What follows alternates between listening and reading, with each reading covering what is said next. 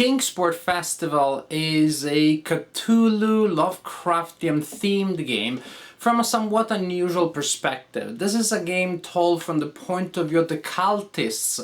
Finally, we only get to hear the point of view of the investigators that do not like the cultists and they try to destroy them.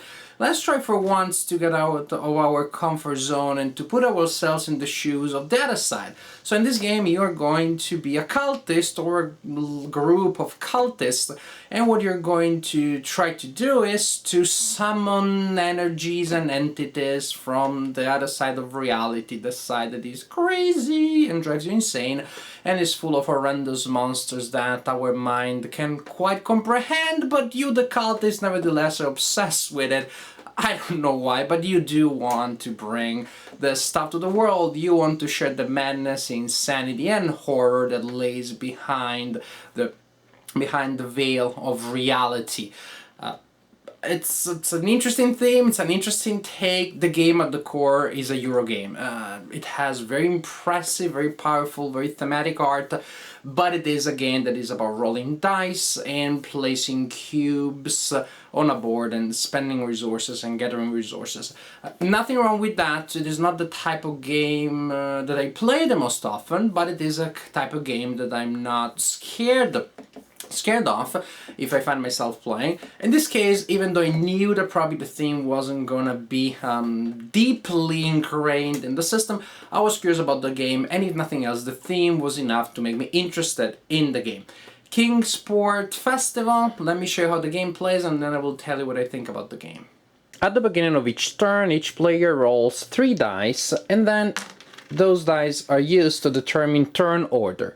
The lowest results will go first. I rolled a 4 on 3d6, it is likely that I'll be first in this turn.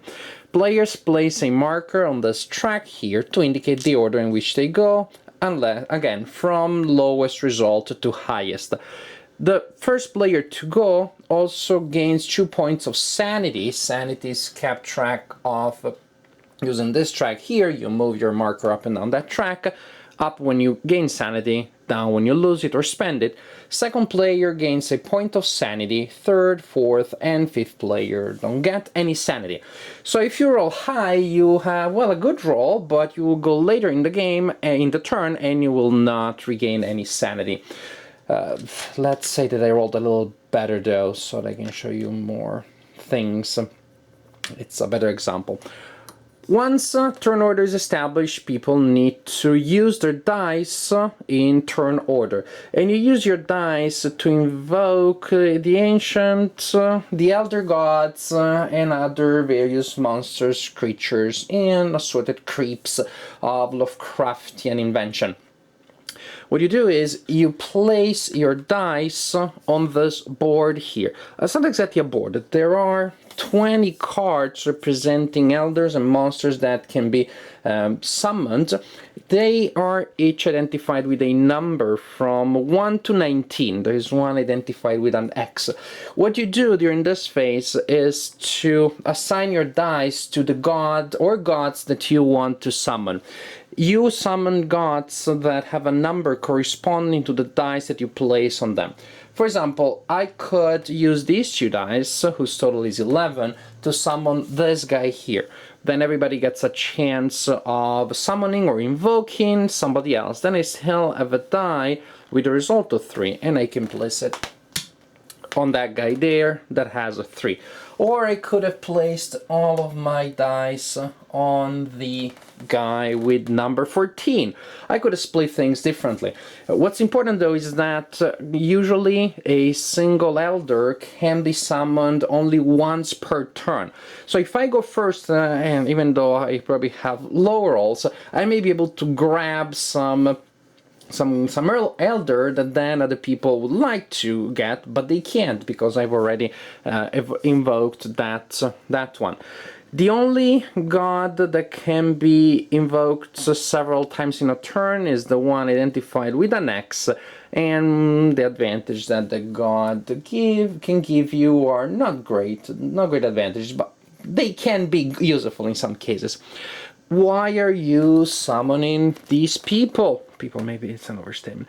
Why are you summoning these deities, these entities? Because they grant you advantages. Once everybody plays their dice on this board here, people start receiving the advantages, but they also had to pay a cost.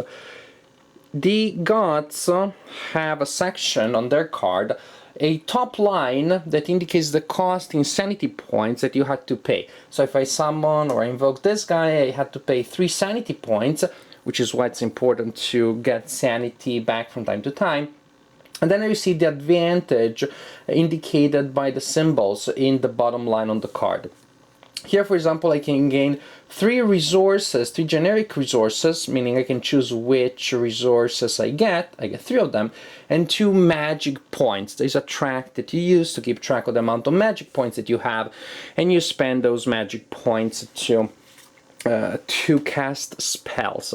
Other advantages, for example, if I had summoned this guy, I would receive 2 victory points. That's what the green icon is for. Just like that, 2 victory points. Hooray! And 4 evil cubes.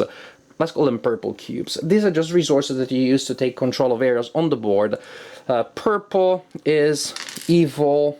Red is destruction. And black, where's black here? And black is death. Evil, death, destruction, but really they are purple cubes, black cubes, and red cubes. Yellow icons give you magic points, as I said, but you also need spells. And to gain those, you need icons with a book, like the one that you see there. Also, there is another icon which allows you to get some information about the detectives that are going to attack you. At the beginning of the game, you set up 4 raids from the investigators that do not like Cthulhian cults. You place tokens on the turn track to indicate the turns in which the investigators will raid Kingsport, and depending on the scenario that you play, the raids will happen in different turns. At the beginning of the game, you draw a scenario card, which will change the rules of the game slightly. You can also play without the scenario cards, then you play a standard game without special rules, without special exceptions to the standard rules. This is particularly suggested for players that just start playing the game. No matter when the raids will happen, the raids will happen in the turns indicated by those tokens on the turn track. You draw cards from an event deck, 1 per each raid, and then there's also a mini deck of Investigators level 1, Investigators level 2, level 3, and level 4. You draw a card from each such deck, you combine it with an event card to form the raid. When a turn with a raid happens, you have to reveal the event, resolve the event, simply resolve the text in the event, and then the investigator attacks. There may be special skills, this one has none, and there's a strength that players will have to match or exceed when fighting against the investigator. The investigator attacks each player individually, and players have to produce an amount of strength points equal to or higher than. If you produce just the amount of strength points that is equal to that of the investigator, nothing happens, you prevented the attack. If you have less, you lose, and then you apply the losing effect. If you win by exceeding that number, you apply the winning effect, and you gain strength by controlling certain locations on the board, and also there are certain spells and other game effects that will give you strength points. As I said earlier, there are spells that you can gain. There are 3 decks that specialize in different aspects of the game. This one gives you advantages when you are trying to take control of areas on the board. This one gives you advantages when you're fighting against the investigators, and this one gives you advantages during the order phase when you are rolling dice and invoking the gods. Long digression to say that if you gain the advantage indicated by that icon there, the eyeglasses, you will be able to peek to one of the cards forming the next raid. It can be the Investigator card or the event card. You get to have a look at that. You have a little bit of foreknowledge so you can prepare yourself. After players have gained resources, cubes of various colors, they can use those cubes to expand on the board of Kingsport. Players start by taking control of this central area here. Then as you can see, that area has connections. That area is called a level 1 area. You can expand then into a level 2 area, which is adjacent to a location that you control. You start by controlling that location. That means that if you want to expand further, you have to expand into a location adjacent to that one.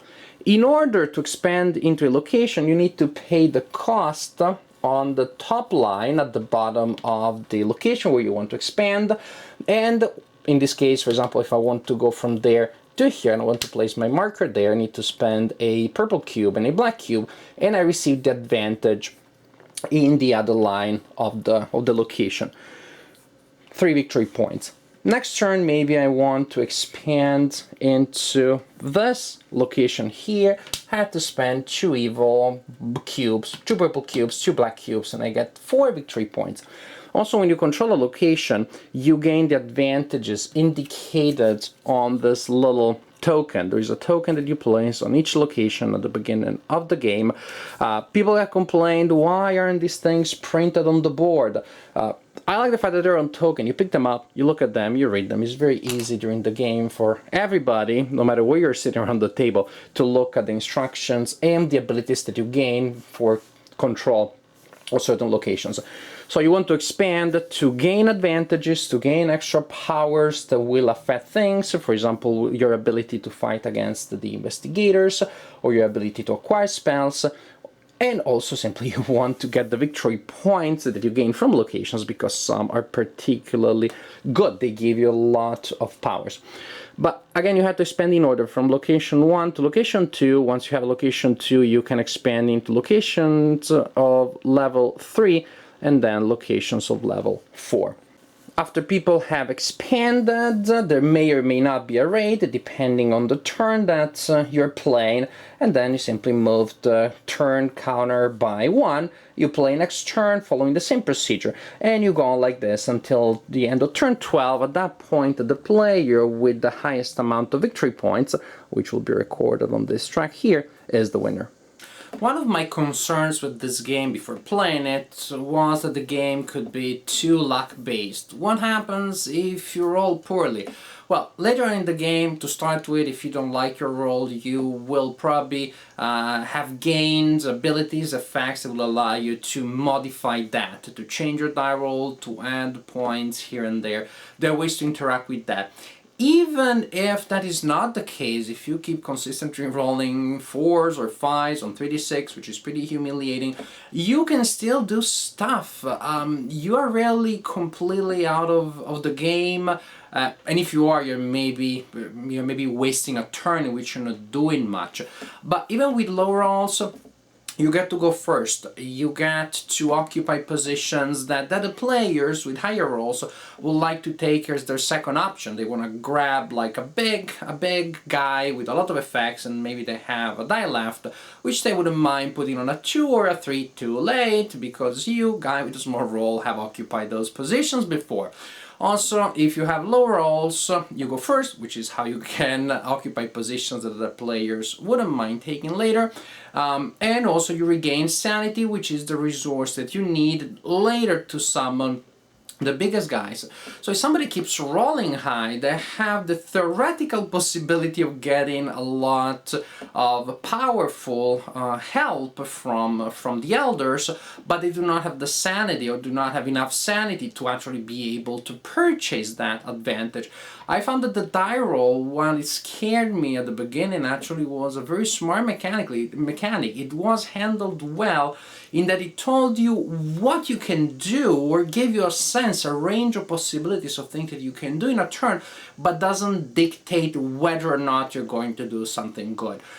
It is pretty possible for somebody to roll low for most of the game, or more often other players, and still be able to get into a good position to do a lot of things.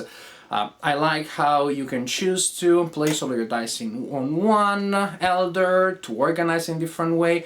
Looking what other players rolled also allows you to try to figure out what they're trying to do, and allows you to get in their ways, which is one of the ways players interact here. There isn't much direct interaction, but when you see that the resources that the players are fighting for are limited, that is when a good level of interaction emerges. You definitely have that aspect. A lot of different effects, a lot of paths to victory. You can specialize in one thing and just go around the board and grab a lot of stuff, a lot of points. But if you specialize too much, then you may be neglecting something else that you could be doing. A temptation is to grab a lot of locations, to score a lot of points, but if you do so and neglect what the investigators can do to you, when the investigators hit, then you may get some powerful blows. Especially strong investigators can do pretty bad stuff to you. They can make you lose victory points, they can make you lose precious locations. It can be bad. And as you see, as the game progresses, the mechanics are pretty tight, so sometimes you will see a player that falls behind, but that doesn't necessarily mean that comebacks are impossible, especially if the player that is way ahead of the pack is there because the player invested on points rather than on defenses. And that is when the investigators come in and can balance things. And if an investigator gives help to somebody who's behind and lowers the points of somebody who is ahead, a comeback, a scary comeback from the person who was formerly known as the leader, is perfectly possible. I definitely like this. I like the options, I like the decisions that you have on both sides of the board. On the side of the board where you purchase resources, where you acquire resources, and the side where you actually spend them. And I like the balancing mechanics that are ingrained in the sanity track. You have a lot of sanity, maybe you're not doing much, you're doing a lot. You're going to run out of sanity soon. There's a balancing mechanic there. The magic track is also pretty cool, because that's another resource that if you're getting that is good. Maybe you're not doing something in another section of the board, but you're acquiring resources that can be pretty powerful. Some of those spells are very powerful. But it means that you have invested resources to do that. So I didn't think that this is a game that really hands you stuff out. You get a lot of good stuff, and you can get excellent stuff, excellent resources, but you have to work for those. And I found that there is a very well honed, very well calibrated system of balances and checks and balances in this. You have good stuff, you have to invest a lot, or you can get consistent string of decent resources with a small investment. You always have something to do, you always have options. It's a game that, to me, works, because a game that gives me options, gives me something to do, gives me a lot of interesting effects, a lot of challenges and things that I have to take into account, a lot of ways in which I can use my resources. To me, this is a good game. I do not often play Euro games, but when I do, if it's a good game, if it's a solid game, I'm able to appreciate one. This is one that I definitely appreciated. The theme is really not much there to me. The art is very atmospheric. I like it. I think it's beautiful. If you enjoy the type of horror art, it may not have much to do with the game, but as I'm playing a game which is fun to play, the art is there, I look at it, it's still pleasant to look at. To me, the game really is about dice and wooden cubes and wooden discs. It is not about elders and cultists, but heck, I find that it is a game about dice, discs and cubes that works, that is tight, that has a nice system of balancing mechanics, that has options, that has fun stuff that happens. It plays in between 2 and 3 hours, I would say, so it is pretty meaty without being a complete brain burner. At the end, I didn't feel exhausted after playing the game. It could be a nice main course in a game night. If it's a long game night, you can even play 2 games in a string.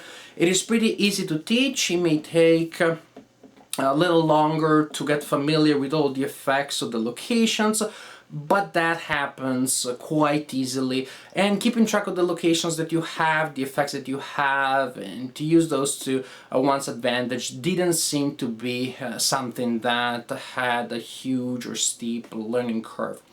Kingsport Festival, it may not be much about cultists and Cthulhian horror, it may be about being a good, solid Eurogame, but I think that in this department, in the solid Eurogame department, this is a game that does very well. Definitely enjoy playing this game, solid Euro that when I feel like playing a Euro will be a strong contendant in one of my game nights.